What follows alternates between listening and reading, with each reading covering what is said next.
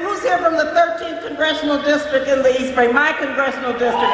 We're going to do everything, Oakland, Berkeley is in the house. We're going to do everything we can do in my district to make sure that we do what's necessary so that Stacey can win. Because we have got to make sure that Stacey, as well as Andrew Gillum, who's running for governor in Florida, once again, we've got to get acquainted with these extraordinary leaders, and I think we're doing that here these few days so that we can make sure that they are elected true progressives, true progressives. And I just need to say once again to my congressional district and progressives from California, thank you for staying woke, as we say in California.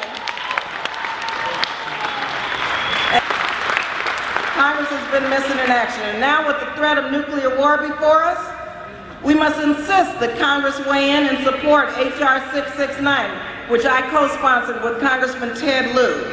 And let me just say to you, this bill would restrict the first use of nuclear weapons, would prohibit the president from using armed forces to conduct a nuclear first strike unless that strike is authorized by Congress.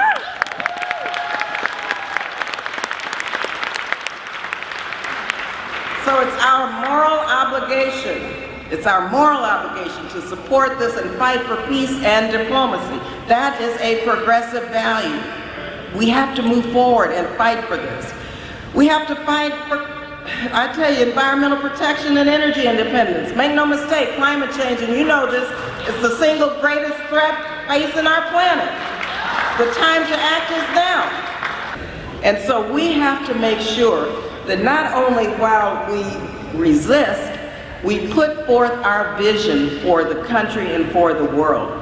And that vision is a progressive vision based on our values. And remember, an attack against one is an attack against all of us. It is. The forces of hatred and discrimination that are fueling this Trump agenda and administration have long fought against progressive values. And so we faced challenges before. I remember the days of segregation very clearly. I could not go to public schools because I was black. I remember times when my dad, who was in the military, 25-year Army officer, in his uniform, tried to take his family to restaurants, being turned away, saying, "I'm sorry, but we don't serve," and the N-word was used. I remember very vividly my mother and dad wanting to buy a home in a city in Northern California, and it was so racist that black people had to drive around that city, would not go through it. Today I represent that city in the United States Congress.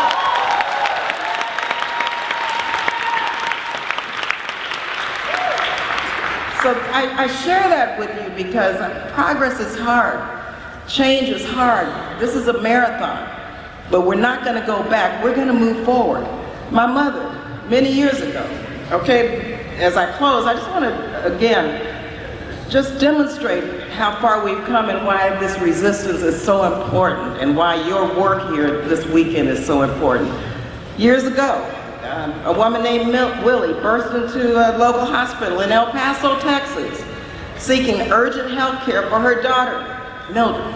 And the heat of the summer had taken its toll on the mother and daughter, and Mildred was in terrible pain.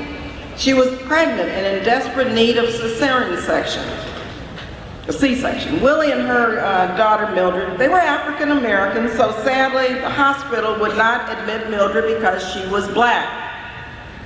Willie spent hours trying to convince the admissions office that her daughter had Irish roots. Now you see, her grandmother had been raped by an Irishman, and so her grandfather was Irish.